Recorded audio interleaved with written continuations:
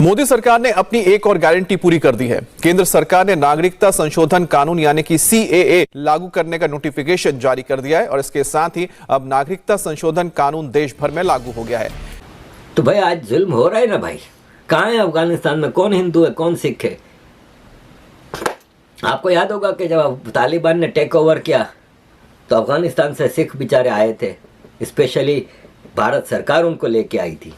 कल अमित शाह साहब ने अभी इसके ऊपर ट्वीट की और ये जो एक्ट है वो कहते हैं कि तमाम माइनॉरिटीज़ वो जो परसिक्यूट होती हैं रिलीजियस ग्राउंड्स के ऊपर, पाकिस्तान, बांग्लादेश और अफगानिस्तान के ऊपर, वो सिटीजनशिप के लिए एक्वायर कर सकते हैं। मज़हब की वजह से एक्सट्रीमिस्ट की तरफ आ जाते हैं। यार ये हिंदू है, इससे खाना पीना नहीं, इसको थोड़ा सा अपने से दूर करके रखना है, ये चीज़ लगा देगा, हाथ बर्तन लगा देगा। इस तरह इनमें फ़र्क जब समझा जाता है तो इंसान वो भी इंसान है हमारी तरह, तो वो अंदर से इस वजह से वो थोड़ा सा हेजिटेट फील करते हैं कि भाई दुख होता है उनका। तो वो कहते हैं क्यों ना जिधर हमारी अक्सरियत है हम उधर क्यों ना चले जाएं। क्या उनका हक नहीं है भारत में रहने का? हिंदुओं का, सिखों का और कौन सा देश है? यही देश है ना भाई, कहाँ जाएंगे? वो भी 2014 से जो पहले आए थे। मुसलमानों के साथ ज्यादती है। क्या मुसलमानों के साथ ज्यादती है भाई? ये एक basically a pathway to Indian citizenship है फॉर इलीगल माइग्रेंट्स जो कि आ सकते हैं, यहाँ मौजूद हैं भारत के अंदर। और जैसे मैंने कहा कि ये इसका जो ताल्लुक है वो मुसलमानों पे नहीं है, हिंदुओं पे है, सिखों पे है, Jain, Parsi, Christian, Buddhist communities पे है। कितने परसेंट थे जब 25% थे जब 1947 हुआ था? 14% थे, 14% थे, अब 3% है या 2% रह गया। 3 से भी कम होकर 2 पे आ गया। वजह इस पे सोचना चाहिए हमें। सही बात। नमस्कार दोस्तों, केंद्र की मोदी सरकार ने नागरिकता संशोधन कानून का नोटिफिकेशन जारी कर दिया है। लोकसभा चुनाव से पहले केंद्र सरकार का यह बड़ा कदम है। इसके तहत अब 3 पड़ोसी देशों के अल्पसंख्यकों को भारत की नागरिकता मिल सकेगी। इसके लिए उन्हें केंद्र सरकार द्वारा तैयार किए गए ऑनलाइन पोर्टल पर आवेदन करना होगा। उधर केंद्र द्वारा अधिसूचना जारी किए जाने के बाद दिल्ली, उत्तर समेत कई राज्यों में सुरक्षा बढ़ा दी गई है। दरअसल 2019 के लोकसभा चुनाव से पहले बीजेपी ने सीएए को अपने घोषणा पत्र में शामिल किया था। इसे पार्टी ने बड़ा मुद्दा बनाया था। गृह मंत्री अमित शाह हाल ही के अपने चुनावी भाषणों में कई बार नागरिकता संशोधन कानून या सीएए को लागू करने की बात कर चुके थे। उन्होंने ऐलान किया था कि लोकसभा चुनाव से पहले इसे लागू कर दिया जाएगा। अब केंद्र सरकार ने इसके लिए नोटिफिकेशन जारी करते हुए इसे लागू कर दिया है। ये कोई बहुत बड़ा मतलब तीर नहीं मारा भारत सरकार ने या बीजेपी सरकार ने सिटीजन अमेंडमेंट एक्ट को लागू करके। 2014 मतलब 10 साल पहले से जो यहाँ पे रह रहा है, इनकी नेशनलिटी के प्रोसेस को क्विक किया जाएगा। तो वैसे यार भारत में कोई 11 साल रह ले, लीगली टैक्स पेयर हो, सब कुछ हो, तो फिर वो नेशनलिटी एक्वायर कर सकता है। अदनान समी ने ली थी ना, तो ये बेचारे 2014 से पहले जो आए थे, तो इसका मतलब 10 साल तो हो ही गए। तो वैसे इनको कौन सा तीर मार दिया? ये कोई पिछले साल आए हुए या इससे पिछले साल आए हुए, भारत में हिंदू को थोड़ी कोई सहूलत दी गई है। ये सहूलत दी गई है उन लोगों को जो 2014 से पहले आए हैं। या तो आप बिल्कुल ओपन कर देते कहा भाई जो भी आ रहा है, आज भी कल भी आया है, उसको भी हम नेशनलिटी दे रहे हैं, और अभी भी उनको बेचारों को नेशनलिटी मिली नहीं, इनका प्रोसेस क्विक किया जाएगा। इस पर ये जो विक्टिम कार्ड वाले आ गए हैं कि मुसलमानों के साथ डिस्क्रिमिनेशन है। अबे मुसलमानों के साथ डिस्क्रिमिनेशन भारत, पाकिस्तान, अफगानिस्तान और बांग्लादेश में मुसलमान सरकारें कर रही हैं, उनको जाके रो। और भारत में ये कर रहे हैं आपके मुसलमान लीडर। कांग्रेस के शाहिद सिद्दीकी हैं, कितना जहर उगलते थे।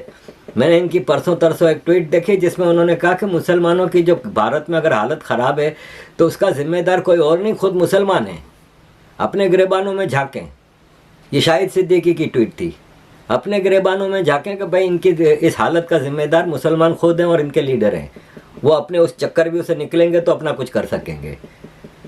तो ये है सिटीजन अमेंडमेंट एक्ट। इसमें कोई बहुत बड़ा तुर्रम खान नहीं मारा गया, सीधी सी बात है। हर हिंदू, सिख, पाकिस्तान, अफ़गानिस्तान, बांग्लादेश में अगर तकलीफ़ में है, उसको मातृभूमि भारत में वेलकम करना चाहिए और इनको सहूलत देनी चाहिए। हमारी हिंदू बहन तो बेचारी रो रही थी, एक मैं वीडियो देख रहा था। दोस्तों, भारत के अंदर एक बड़ी तब्दीली आई है और वो ये है कि जो सिटीजनशिप अमेंडमेंट एक्ट है दैट इज़ बैक, और इसको नोटिफाई कर दिया गया है। कल अमित शाह साहब ने अभी इसके ऊपर ट्वीट की और ये जो एक्ट है वो कहते हैं कि तमाम माइनॉरिटीज़ वो जो परसिक्यूट होती हैं रिलीजियस ग्राउंड्स के ऊपर, पाकिस्तान, बांग्लादेश और अफ़गानिस्तान के ऊपर, वो सिटीज़नशिप के लिए एक्वायर कर सकते हैं। सो ये बेसिकली भारत की सरकार ये कह रही है कि Hindus, Sikhs, Buddhist, Jain, Parsis, Christians living in Pakistan, Bangladesh and Afghanistan, ये जो है वो भारत में आके अगर इनके साथ वहाँ पे जुल्म हो रहा है, इनके साथ ज़्यादती हो रही है, तो वो इंडिया में आके तो पनाह ले सकते हैं, सिटीजनशिप अप्लाई कर सकते हैं। सो ये एक basically a pathway to Indian citizenship है फॉर इलीगल माइग्रेंट्स जो कि आ सकते हैं, यहाँ मौजूद हैं भारत के अंदर। और जैसे मैंने कहा कि ये इसका जो ताल्लुक़ है वो मुसलमानों पे नहीं है, हिंदुओं पे है, सिखों पे है, Jain, Parsi, Christian, Buddhist communities पे है। इंडियन गवर्नमेंट ने, आपको याद होगा कि इससे पहले भी ये ये लाया था बिल और ये कानून बनने की कोशिश हुई थी, बड़ा शोर मचा, और एक नेशनल रजिस्ट्री ऑफ सिटीजनशिप थी, NRC, उसने प्रपोज़ किया था कि नेशनल सिटीजनशिप रजिस्टर होना चाहिए। ये जो चीज़ है इसके ऊपर प्रोटेस्ट शुरू हो गए, और जब ये CAA और NRC के ऊपर प्रोटेस्ट शुरू हुए तो टेंशन्स बढ़ना शुरू हो गई। इवन दिल्ली के अंदर राइट्स हुए, बहुत सारे लोग कत्ल हुए और मारे गए, और पॉलिटिकल प्रोटेस्ट हुए, वायलेंस हुआ, एक डिप्लोमेटिक जिसे कहते हैं ना क्राइसिस पैदा हो गया, क्योंकि इसका जो ताल्लुक़ था, एक तो इंडिया के अंदर जो डेवलपमेंट्स हो रही थी वो तो हो रही थी, लेकिन कहा जाता है कि जो इंडिया की जो डिप्लोमेटिक पोजीशन थी, इंडिया उस तरह नहीं ले सका या अपनी पोजीशन क्लैरिफाई नहीं कर सका, या जो ममालिक हैं उन्होंने बड़ा इस पर बात की। इवन के भारत के जो नेबरिंग कंट्रीज़ हैं पाकिस्तान को तो जारी बात है भारत इसमें एक हिसाब का टारगेट भी कर रहा था, और दूसरा पाकिस्तान के बारे में वो ये तासुर देना चाह रहा था कि मुझे याद है कि अमित शाह साहब ने पार्लियामेंट में खड़े होकर कहा था कि अब वो माइनॉरिटीज़ जो पाकिस्तान के अंदर थी वो ख़त्म हो चुकी हैं। आई थिंक उन्होंने कोई टर्म बोली थी कि पता नहीं 14% या नॉट 14%, 14% जो टोटल माइनॉरिटीज़ थी पाकिस्तान और बांग्लादेश में, उन्होंने कोई 30-40% की कोई टर्म बोली थी। I had to check it again, और which was proved by the Indian media wrong, कि नहीं, इन्होंने कहा जी कि नहीं, इंडिया पाकिस्तान के अंदर इतनी या बांग्लादेश की इतनी माइनॉरिटीज़ नहीं थी, कुछ 14% मुझे याद है। स्टिल इंडिया टुडे की एक स्टोरी थी, बहरहाल वो एक अपनी जगह। लेकिन भारत के प्राइम मिनिस्टर ये करना चाहते हैं, उन्होंने ये सब कुछ नोटिफाई कर दिया है। वजह क्या? वजह व्हाट्स द रीजन नाउ?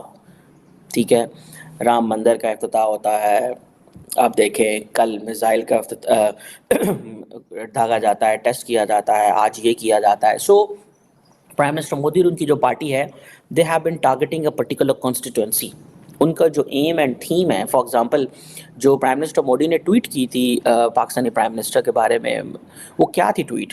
वो ट्वीट कुछ भी नहीं थी, वो सिर्फ और सिर्फ ये था कि हम आपके साथ कोई ताल्लुक़ नहीं चाहते।